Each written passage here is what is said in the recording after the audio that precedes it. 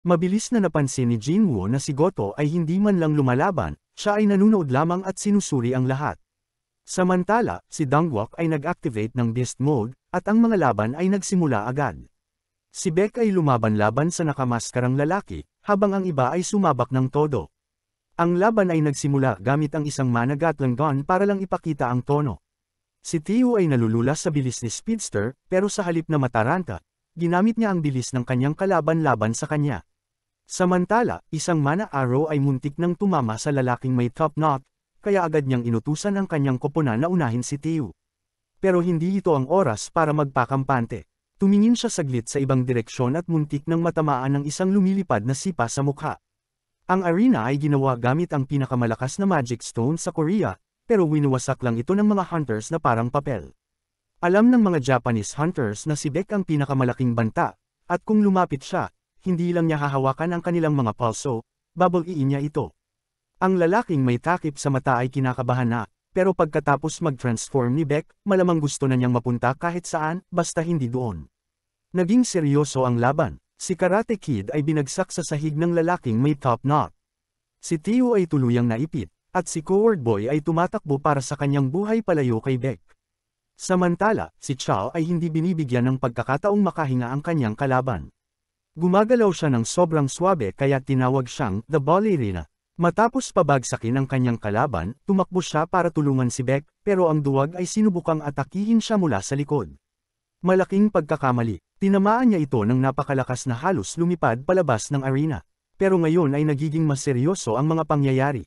Inactivate niya ang Berserker Mode, ibig sabihin, hindi siya titigil hanggat may natatanggal, at si Goto ay walang pakialam dito. Si Kumamoto ay sobrang bilis na nahihirapan si Cha makasabay.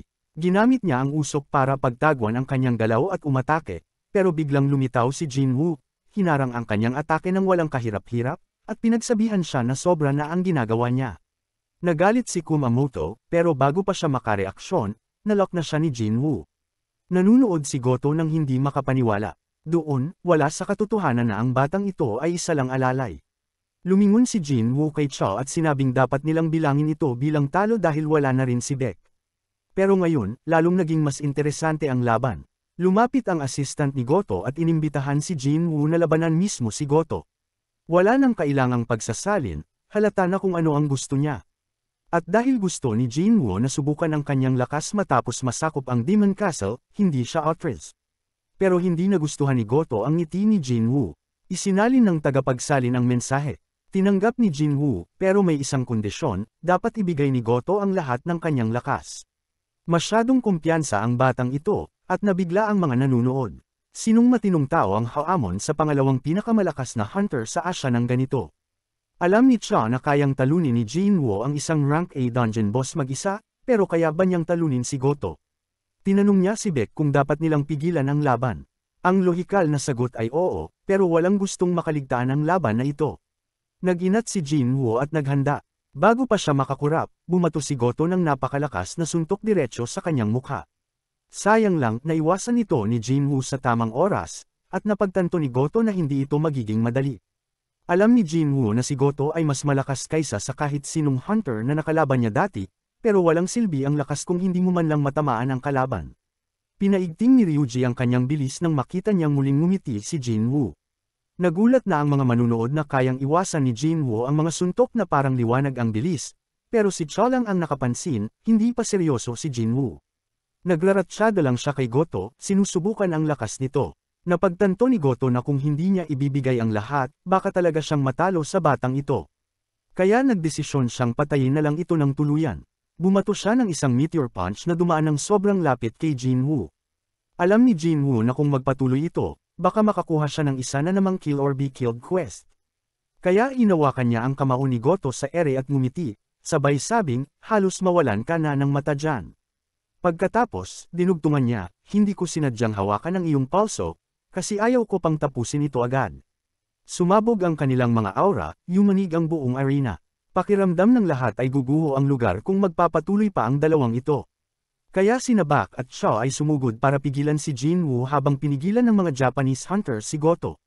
Pagkatapos ng lahat, mayroon silang malaking raid sa Jeju Island sa lalong madaling panahon, hindi nila kayang mamatay. Sa wakas, kumalma ang mga bagay, at natapos ni Jinwoo ang pagsukat sa lahat.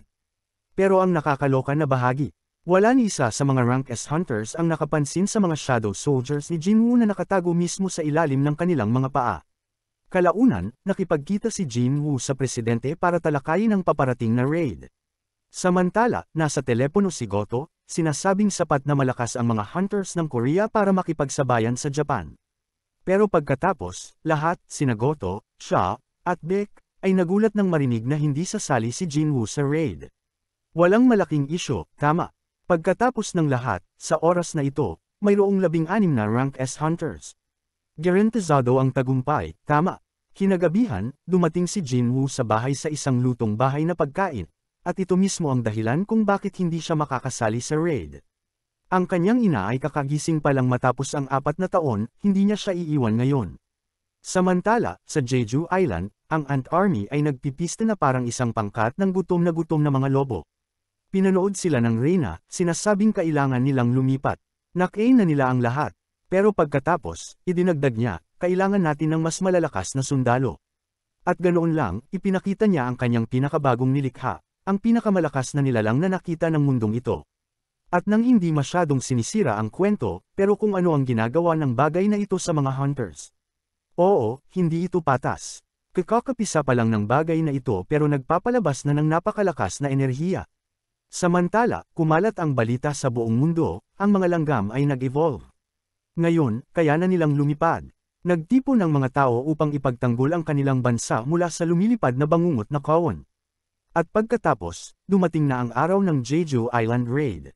Nakapila ang lahat ng mga barkong militar habang pinamunuan ni Park Jong-soo ang mga mababang ranggong hunters upang protektahan ang Korea. Kasabay nito, nagpaalam ang mga Rank S hunters sa kanilang mga pamilya. Sila ay sumasakay na sa mga helicopter, handang pumasok sa mismong impyerno. Ngayon, yan ang pagmamahal sa bayan. Maging ang mas mahihinang hunters ay lumapit upang tumulong sa pagtatanggol sa bansa.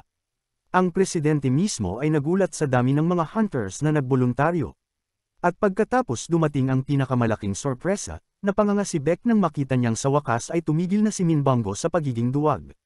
Ngayon, mayroon na silang Rank S healer sa kanilang panig. Samantala, naabot na ng grupo ni Goto ang gitna ng isla. Ibinigay niya ang utos, pumosisyon na ang lahat. Isang Rank A hunter ang ipinadala pa kasama ng Korean team upang i-livestream ang buong raid.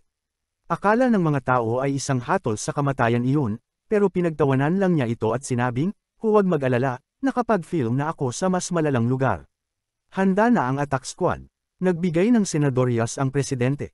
Nagsimula na ang pang-4 na Jeju Island Raid. Nagpakawala ang mga Japanese hunters ng napakalaking halaga ng mana upang lumitaw ang lahat ng sundalong langgam. Pero ang mga lumilipad na langgam ay direktang tumungo sa helicopter, at sumugod si Four Eyes, sinasabing, huwag mag-alala, akin na to. Binuksan nila ang hatch, at nagpaulan siya ng nagliliyab na mga palaso, pinasabog ang mga langgam sa himpapawid.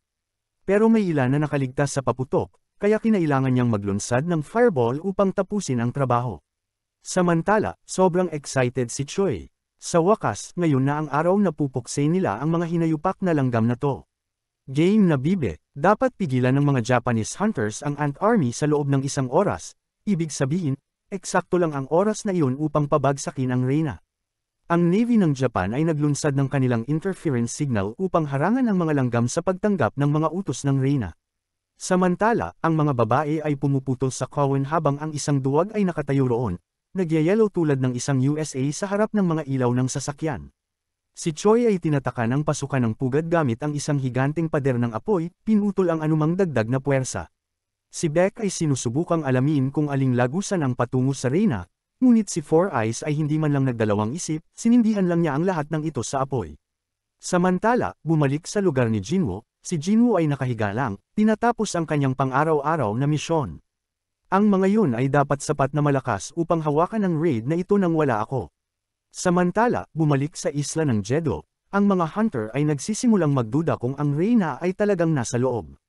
Ngunit pagkatapos, ipinakita sa kanila ni Choi ang isang silid na puno ng mga itlog, nangangahulugan na siya ay dapat na malapit. Maliban sa may isang napakalaking itlog sa gitna na napisa na, at alam mo na ang grupo ay pinagpapawisan ng butil-butil. Anong klase ng halimaw ang lumabas mula sa bagay na yon? Si Kenzo ay may hiwa sa kanyang balikat, at ang rank S na manggagamot ay nagtanong kung kailangan niya ng paggagamot. Ngunit sa halip na tumulong lang, sinimulan niya itong tuksuhin, sinasabing, alam mong hindi ito libre, di ba? At hindi siya tungkol sa pera. Ngunit bago pa man makapagtanong si Kenzo, isang pangkat ng mga langgam ang nagsimulang sumugod sa kanila. Sige, ano ang gusto mong kapalit? Ngunit hindi siya kailanman sumagot, dahil nang lumingon si Kenzo, ang kanyang ulo ay naputol na ng malinis.